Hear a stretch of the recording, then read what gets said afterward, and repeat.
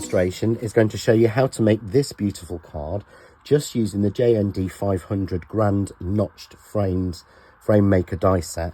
We get this beautiful detailed frame with all those beautiful floral inserts in there, with this wonderful center panel here and all of the layers. And I've combined this with PCD 136, which is the press cuts notched square dies, so that I can make this as a reverse easel card.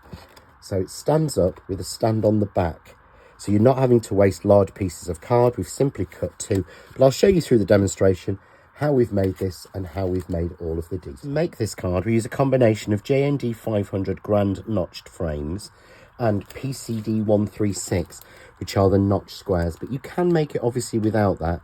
You'd simply put the card onto a straight card or a square card rather than actually a notched card. So don't feel you've got to have both sets of dies. The actual frame maker is the most important one. And this card is made, as I said, in the 4 colours of the beautiful neutrals pack. So these are the 4 colours that you get in the canvas card pack, and I've used all 4 of these, and it's so nice to have some neutrals that all work together and are tonally correct. It's a so totally different card sort of concept together. So we want to start with the frame, and the main piece obviously of the grand notched frame die set is the large notched frame maker die, and this goes for a notch to a notch, whereas the previous smaller version went into a square. So it gives you a 1 inch wide perfect notched frame, and when used in combination with JND 499 you can get a beautiful layered frame as well.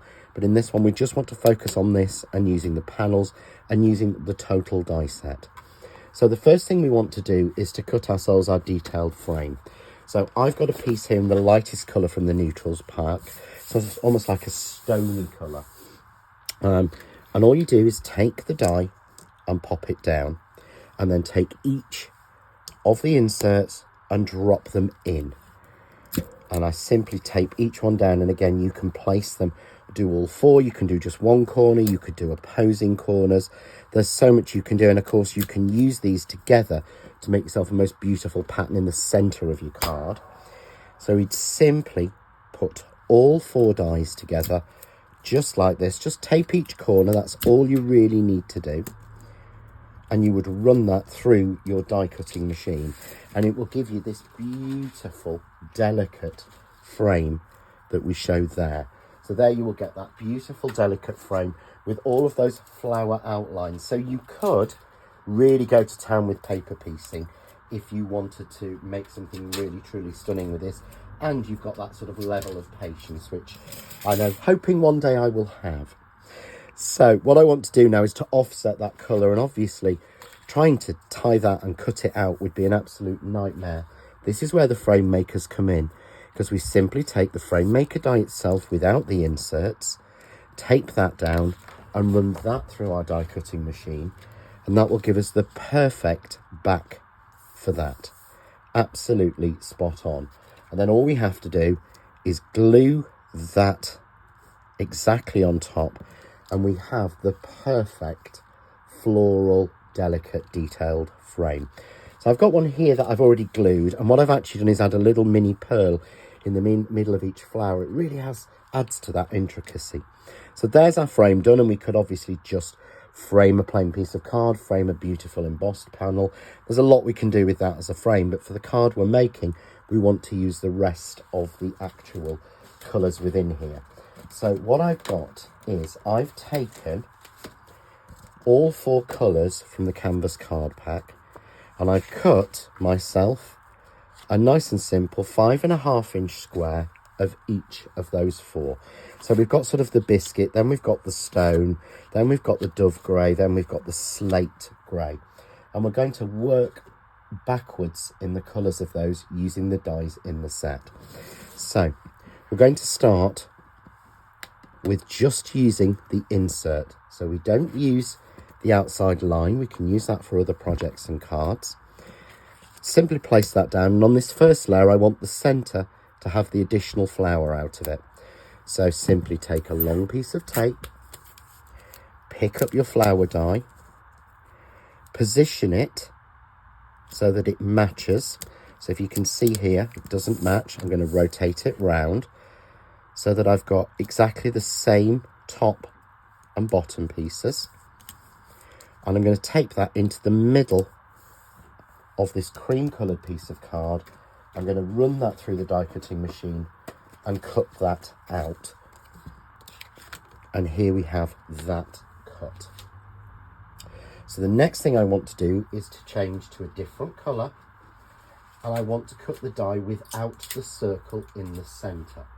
So I'm going to take the next piece, next colour down. So I've used the sort of biscuit colour. I can never understand. We need to name these colours, I really do. But I want to take the die without the circle this time, drop that into the middle, tape that down and cut that. And that will give me a perfect die cut just like that with a solid circle. So if I pop these on top of each other, the only thing you're going to see is that solid circle in the middle. But if we rotate it 180 degrees, you match up the center circles, you can see there you get a full flower. So if we foam tape those together, this is what we get. And again, I've added a pearl, a larger pearl, into the center of each of those flowers, just like that. And then all I need to do is to go to the next color in the set. So I'm going to use this really dark gray, and I'm going to use the outline die. Simply tape that down and run that through and cut it. And it will give us this piece like this, which perfectly frames our panel. So all I need to do is, I've already added some foam tape onto here. So I simply take the foam tape off, just like that. And we tape that down. So we've got all of our colours working together, and of course we've one colour left. And that colour is to go on the back. So again, a little bit of foam tape on here. So we're utilising all four neutral colours in this. Okay. So you're seeing that mix of all four.